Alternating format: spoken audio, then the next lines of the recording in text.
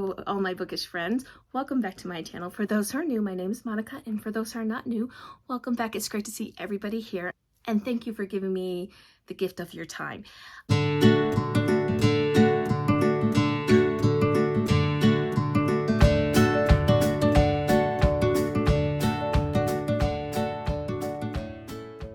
And today I'm going to be talking about the 3 books that I read that were released on April 6th.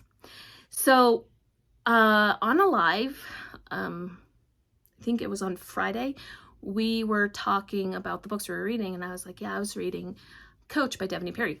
So as soon as that dropped, because it was a very anticipated read for me, I decided to go ahead and read it right away. Well, I didn't realize that Christi was going to do that as well. And I was also going to read The Summer We Fell by Elizabeth O'Rourke, and I decided to read If This Is Love as well, in that order. She had planned to do the same thing on her own. I didn't realize it until we started talking about it. I saw that she made a video of it, so I decided to make a video of it as well. I am going to link her video down below so you guys can check out her video and hear her thoughts on these 3 novels. The first book that I read and she was reading at the same time was Coach by Devney Perry. That one, highly anticipated for me, as I had said, and I was all into it. I loved it. I gave 5 stars. Is it the best Devney Perry book? No, but I loved it. I loved every minute of it. Ford is a fantastic hero. He would do anything for his daughter Joey to protect her, and this is definitely a second chance romance because they never actually got to have their time when they knew each other during college, because he was dating her roommate. He had broken up with her roommate. She always liked him.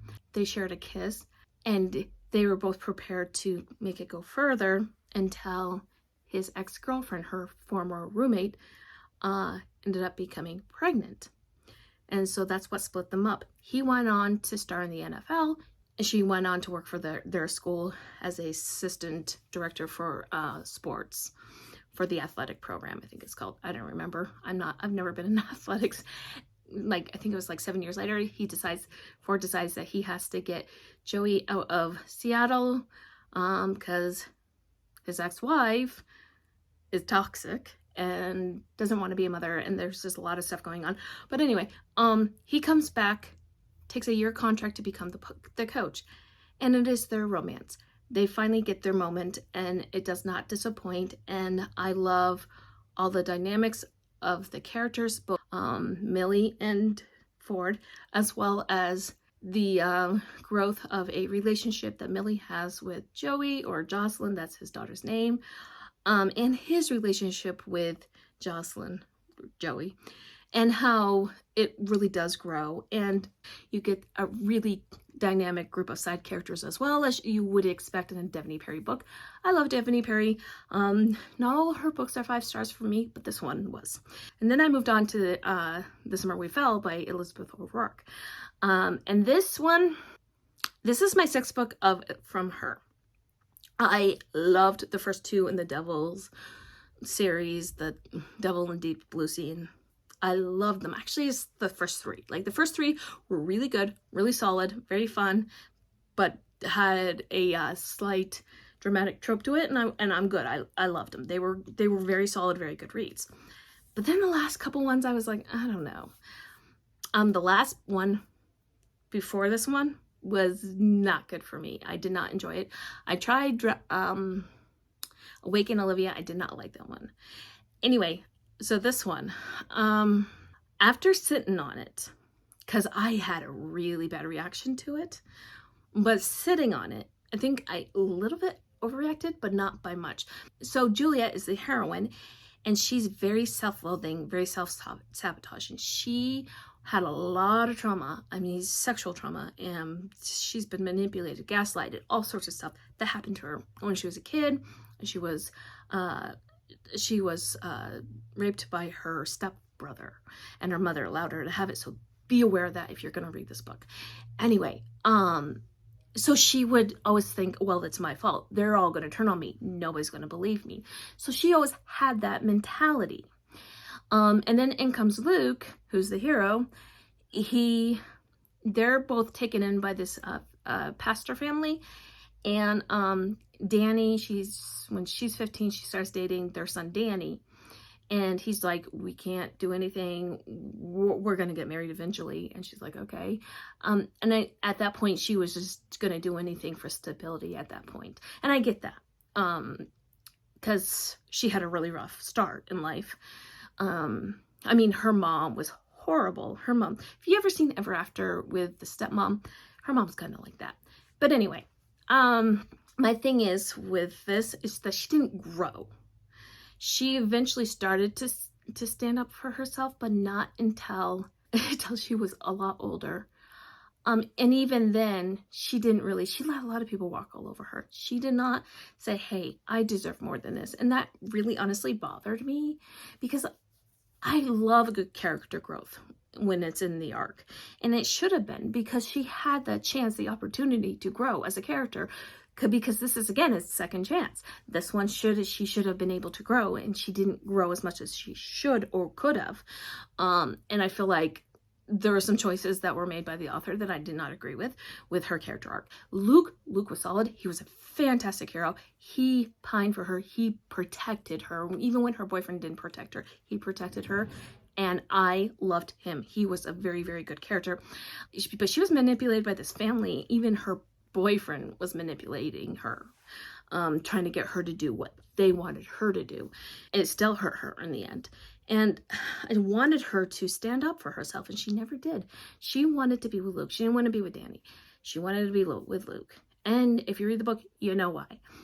But the thing is, she really had to be pushed. And even after she had made that decision to be with Luke, she decided not to go through it because she did not want to hurt this pastor's family, especially Donna, who's the mother. I won't tell you the end, but this is what made me like the pastor's wife, is what she did for Luke and for Juliet. And she even admitted that if she tried it earlier when Danny was alive, it wouldn't have worked for her.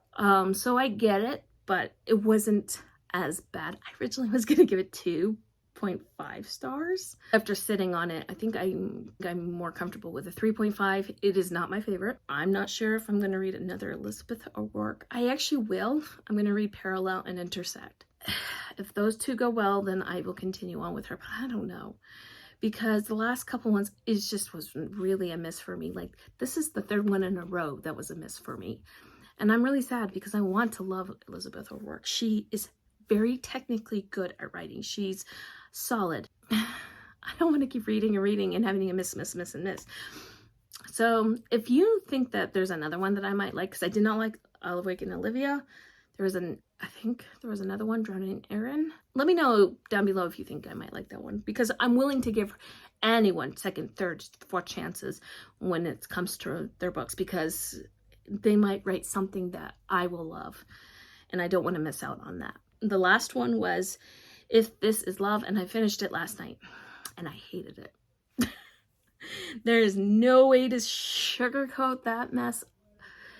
I know Christi gave it 5 stars. It was her favorite out of the series, but I had some major issues. Basically, the first 75% of the book, I had major issues with it, and I was going to push it. I almost DNF'd a few times, and I'm glad I didn't, because now I ended up getting the full picture.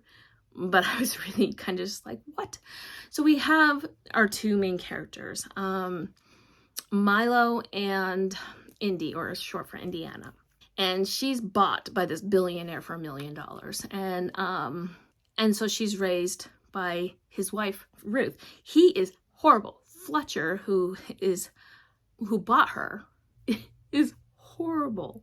He's the chess master, and they are all the pieces, and it's just disgusting. I cannot stand that guy. And I felt like he got off way too easy. But anyway, I will get to that in a minute.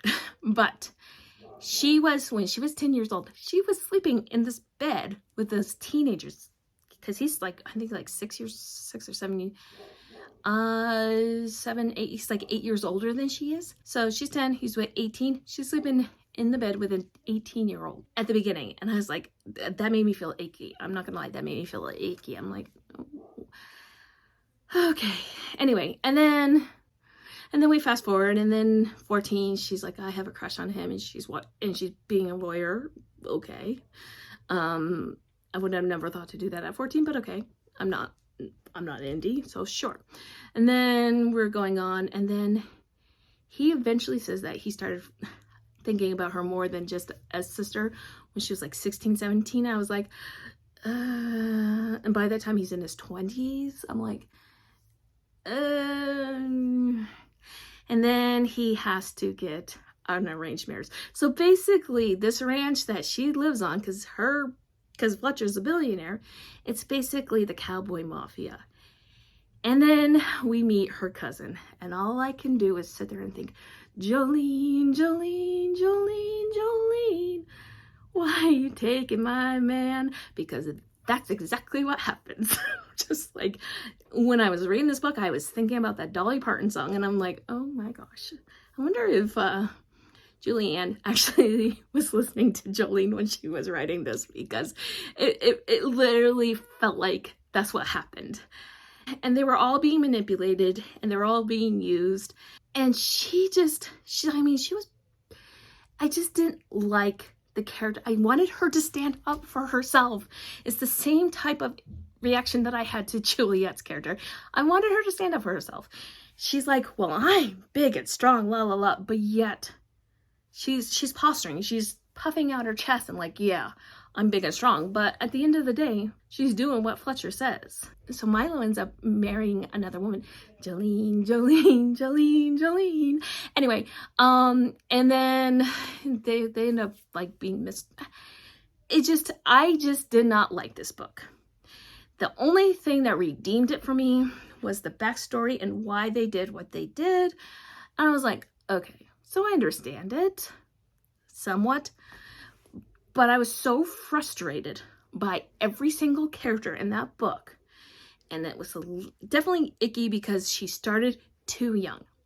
If she had started them when they were in their late teens, I would have been more on board with it. And it wasn't such a age gap for when she's so young. I did not like that. It just felt icky to me. She read young. Like, I know Welcome to This Dark Side, that's a huge age gap. She's 17 at the beginning of the book. But there's a soulmate, fated mate type of vibe to that book. And Lou is a very different character. She takes what she wants.